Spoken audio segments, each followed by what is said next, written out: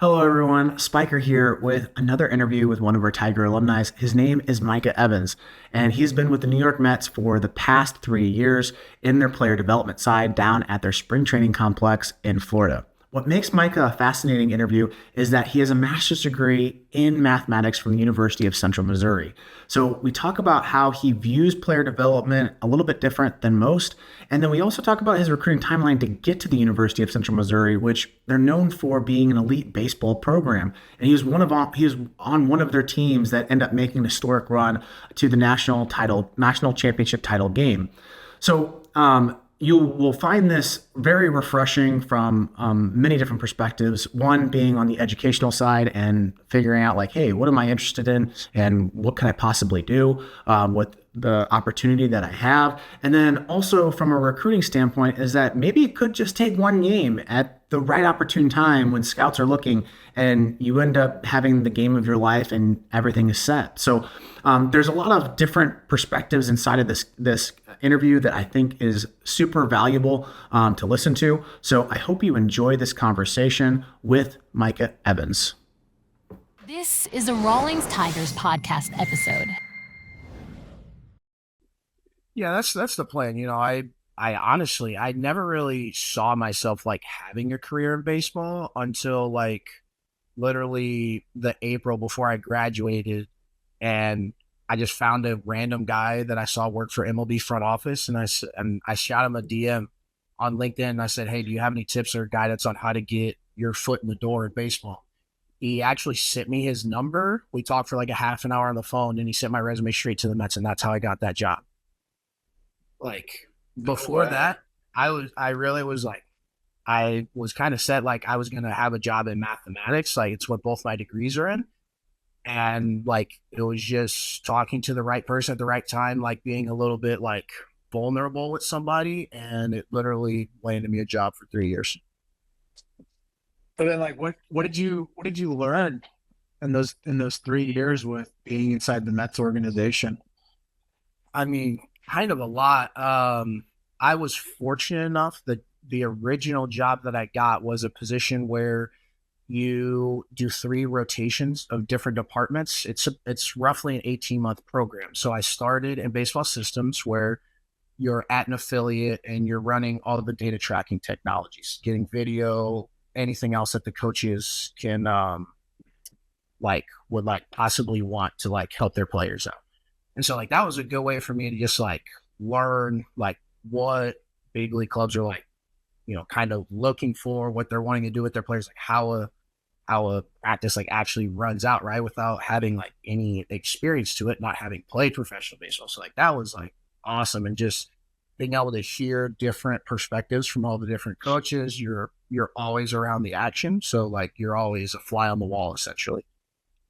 So like that was a really cool experience. And then I actually rotated to amateur scouting, which was an awesome experience. Getting to travel the country, to be able to see different players go to area codes. I went to East Coast Pro. I went to all of our pre-draft workouts. Like to see all of that like happening in real time was invaluable, honestly. And then that like pushing that forward, I felt like I was able to use that, like seeing these players. Once I got to like on field coaching, like it kind of gave me an idea of like, all right, like this is what, some of the top players in high school or college baseball are looking like. And like, this is where, like some of the lower level, um, professional guys are at. And like, you can like really see like the things that differentiate the different types of players. Yeah, it's so hard to like explain that to a player who's at their specific age group and they're wanting like, oh, I'm a pro guy, and like just like no, like your skill set doesn't say that yet. Yeah, it's so hard Like, to communicate that to that player. I mean, you probably see it with like single A guys who are trying to make it to double A and double A in major leagues. Like it's really hard to describe until you actually like see it on an everyday basis. and it's even harder now with the roster sizes being cut so much. There's no like, hanging around for, multiple years, seeing if like things will click. It's essentially, you kind of need to hit the ground running, God forbid you have any injuries or whatnot, but you got to go in with the right mindset, the right work ethic, like knowing like, all right, like I need to grind, continue grinding. Cause obviously you do that in high school and college, but it's a different grind once you get to professional baseball. Like explain that grind. Like everyone talks about it. Like what's the grind? Explain that from a professional standpoint. So I guess like in college, it's the max games you probably have a week is 4. You got a midweek and you got 3 on the weekend. Whereas the shortest week you're going to have in professional baseball is 4 games. With most of the time it's 5 or 6, as long as you don't have any rainouts. So like just being able to like be ready every single day to literally go out and play 9 innings, I would say is like the big thing. Like there's a lot of emphasis on longevity because you're playing 4, 5, 6 games a week for 6, 7 months or whatever versus high school or college season. You're only playing 3, 4, maybe 5 games a week for like 3 or 4 months max. So it's just like a different like long-term grind on your body. And you can't ride the ups and downs because it is such a long season. Everything's gonna level out. You just got to just trust in your ability, in my opinion. How you said you had degrees in mathematics, which I find super fascinating. Is like, how have you equated the mathematics degree inside of baseball, or has it even played a factor in the jobs that you've had so far? For me, like I think it kind of works with how the game of baseball is changing. Like everything is analytical. There's data for literally everything now, right? For me, because I have a master's in mathematics, like when I see how those statistics are like calculated or whatever, like it makes sense in my brain, and I can like differentiate like, oh, I think like this stat is better for this reasoning. And like, I feel like my education has allowed me to be able to learn those things. Not saying you can't learn what these statistics in baseball are, or just sports in general, but I just feel like you have a better base knowledge, with whatever your education is. You can lean into that intuition that you might have, basically a certain player, and then you gotta get validation for that math. Mm-hmm. Yeah. So like if I were going into that with just like a baseball background, like you might think one stat's good just because it sounds good, but like I can basically like think from like an educational perspective, like, all right, does like this stat is better for this reasoning, like it opens up sample size or whatever, like it gives more what's the word, more context for whatever you're looking for, that type of thing.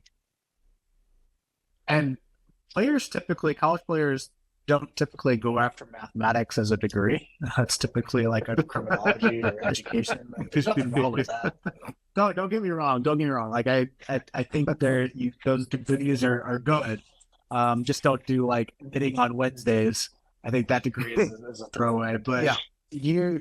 The reason I'm asking is because I have an economics degree, and I was an athlete. What made you like, hey, I'm going to challenge myself in mathematics, or was it even a challenge? It was just like a foregone conclusion that you're just going to do mathematics.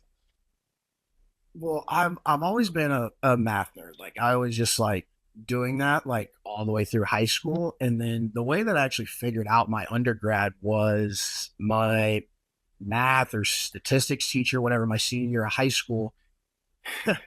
He said, you can go to this conference, you can miss school for the entire day, and they're going to feed you lunch there, and it's a field trip. You get to miss school. So we were all like, yeah, of course. Yeah, we're definitely going to go to that. And then I ended up actually falling in love with like what they were saying. And I was like, all right, I want to make my major actuarial science. So that's what my undergrad is in, which is like basically the people who calculate how much your car insurance or your health insurance is going to be. And then when I was finishing that, I was like, all right, maybe that's not exactly what I want to do, but I kind of want to stay in that same realm. I want to do something with numbers, but I don't know exactly. So then I just kind of fell to mathematics. The 2 degrees, had similar classes and education requirements. So I landed on mathematics. Because like a lot of players just kind of opt out, even though they might be interested in that. They don't follow that interest, and they end up choosing like a degree because it's just going to pass them through the classes, which is probably not the best route. Yeah, I mean, everybody's career is going to come to an end at some point. Like that's a given, right? So like set yourself up for the best case once that career ends, whether that's high school, college, pro ball, whatever. Like just give yourself the best chance that you can for afterwards, because everybody knows it's coming. It's just a matter of when. When you were working through your master's, your undergrad in math and actuary science, so like, did you ever have any inclination that this could possibly lead to a job in sports? Did you put the two together? I mean, I know you said you had that phone call, but did you ever see like there's a huge math aspect to how sports and organizations are run, and now it's all the data? Did you ever put those two together? Honestly, I didn't put it together until I started going through that interview process to get on with the Mets. I feel like, looking back, it's like, how did I not make that connection? Having played college baseball and literally going after a master's in mathematics, how did I not make that connection, especially with where baseball, started going 3, 4, 5 years ago? But honestly, no, I didn't until I was having those interviews. And then I got down to Florida, and then I was like, wow, there's a lot of stats that goes into this stuff. And, literally some people's careers are determined whether off like what their stats are, being whatever stat it is or whatever, but like that literally happens. What type of decisions are being made at the major league level that you can see from where you were inside the org? Like what decisions are being made on these numbers? So I mean, from my experience, everybody wants to hit the ball harder, wants to hit the ball further, wants to throw the ball harder. Those are like king. I actually don't like think that's the end all be all. And the Mets' new general manager for this year, David Stearns, he had a great outlook on defense, and he kind of said that you can be promoted based off like your defensive metrics for this year, not just based off your hitting or I guess it would just be your hitting. So like, I think that kind of shows like the industry is changing, where I feel like over the last 5 or 10 years, it's like, all right, if you can hit, cool, we'll put you in the lineup and, we'll find a spot on the field for you. But that like type of baseball gets rid of like the Juan Pierre type players, that are like, higher on the defense, and there's not a lot of thump in their bat. But yeah, that's kind of what I've learned over the past few years. At a major league or professional level, if you had to make an assumption, because you see a million stats out there, from obviously WAR to defensive run save to all kinds of things that I can only imagine are being tracked by like these major systems like Hawkeye and things like that, showing your range and showing your capabilities. And they know exactly where an average major league shortstop's going to have range to. And a million data points. Like, how many data points are out there on dudes? Is it in the millions, like hundreds of millions? Is it like, how much does that literally play into a decision-making factor? Because from an outsider looking in, I've never been in a major league organization. I'm only watching the Cardinals on the weekends and whatnot, being a St. Louis fan. And I assume that just from every little aspect, they're taking into consideration all these analytics. And like, how much does that go into the factor of every single decision that's now being played or made in an organization? I can say it makes up a very, very large part of it. We would have, monthly reviews or whatever with players to go over the things that they're doing well, things that they needed to, do better. And we would kind of give them like couple of stats, maybe hitting, hey, you're only at 10% of your balls in play are pull side in the air. You need to work on, making your point of contact a little bit further out in front, whatever. Or your average bat speed in game is 63. That's not going to cut it. You need to get it to 65, like those type of things. But literally any chance there is to get data, it's going to be gotten. It doesn't matter if it's, front toss swings, coach pitch BP, or, as you get into like the stadiums that have Hawkeye, all of your defensive reps are tracked so that you know that, okay, you have player A, they got to this baseball in 3 seconds, but your average major league shortstop gets to that ball in 2.5 seconds. So like, all right, you're not moving at major league speed. You need to work on XYZ.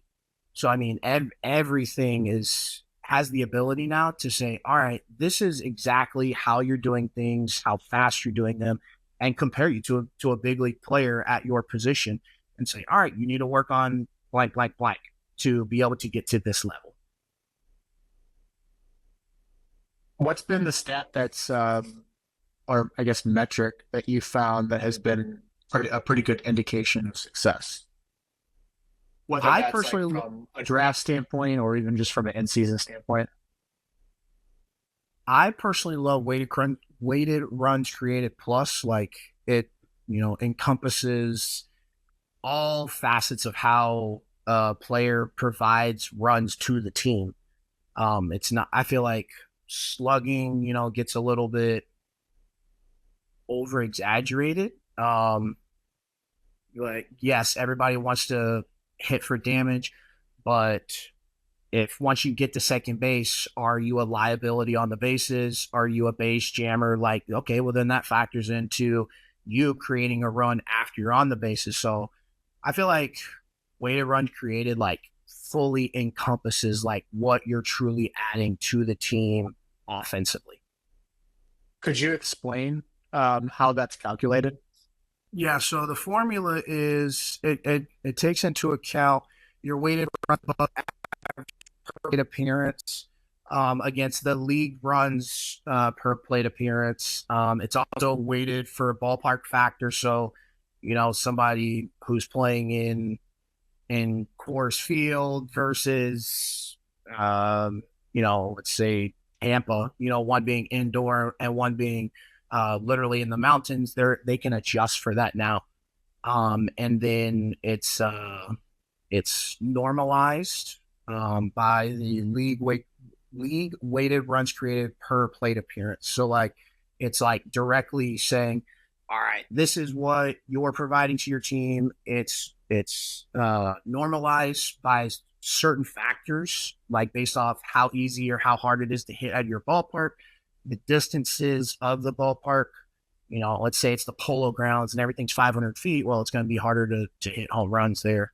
And then So basically, it's basically kind of like you're trying to condense it down to where you can almost equalize every single metric to know, like, all right, did this player produce a positive result, or did they not produce a positive result? Yes, That's probably exactly metrics out there instead of like slugging percentage, because it doesn't account for the example that you made about base runners. Yeah, and I feel like it's also easier for somebody who isn't like super like into numbers. Like, all right, league average is 100 for weighted runs created plus.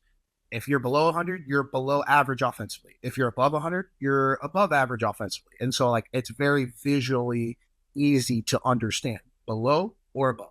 I want to switch gears a little bit, and obviously Dave coached you, and I never coached you, but I coached against you in that crazy game where our 16U team was playing against the 18U team, and you guys were just having too much fun, and I was miserable. But explain like your recruiting process, because you're in a unique position because you had a lot of anchor players that scouts were coming after to go see. and then it gave you some opportunities that probably wouldn't have happened if you didn't have that anchor player.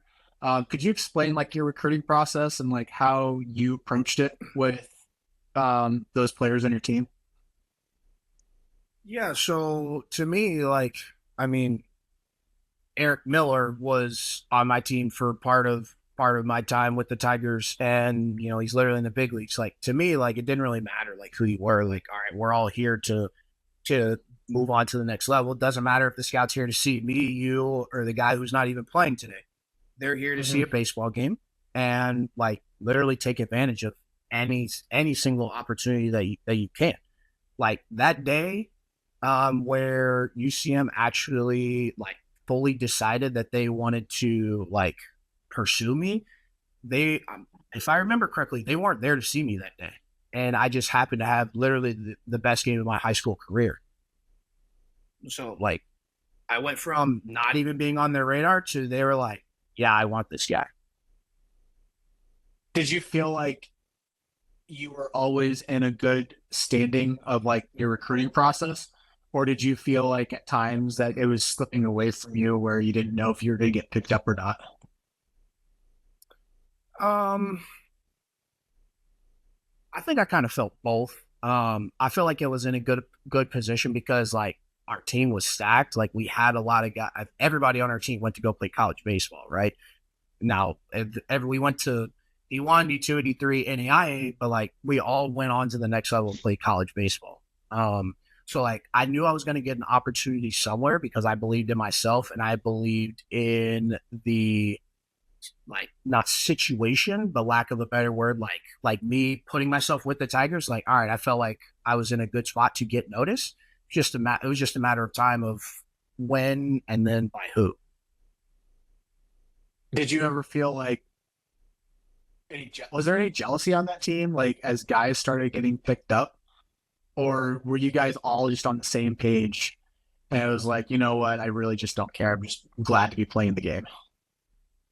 No, I really didn't feel that, honestly. Like, I felt like everybody was more excited for each other. Like, all right, sweet. Like, you got this offer or you just signed to go to this place. Like, it was more like being happy for the guy next to you. Now, I could be completely wrong, and there could have been guys like that, but, it wasn't being voiced. Like, I felt like it was more of a sweet. Like, you took advantage of, like, the position that you were in, and you took it. Good for you. Now I'm going to go get mine. That's probably like, I guess that's probably more of the perceiver, right? So I'm sure if there was someone else on that team, who knows, I don't know, and they saw it differently, it probably could have eaten them up. Because I mean, if you start seeing guys get picked up and you're the last one to get picked up, it kind of eats away at you. It's almost like ignorance is almost the best thing possible in that situation. It's just I'm glad to be playing, and if I get a spot, if I get a shot, I get a shot. Well, 100%. Yeah, I mean, did you have any offers outside of UCF? Yeah, I had a handful. Most of them being around the Midwest. I honestly never did any events outside of like the tournaments and whatnot that I did with the Tigers. I didn't go to any like showcases. I didn't go to any schools for any workouts or anything like that. Like I just like was just sold out on like being like getting exposure through these tournaments that I was doing with the group. Micah, do you remember which game UCM came out to watch it? Because I think I have an idea of which one that might have been. I don't like to talk about this game because I feel like it's like me gloating, but it also sticks in my memory more so because that game ended up being played at one of our conference opponents. We were playing at Pitt State in Pittsburgh, Kansas, and Forrest Whitley was pitching that day, and I had 2 bombs off of him.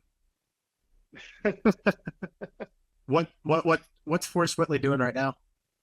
He's in the league with the Astros.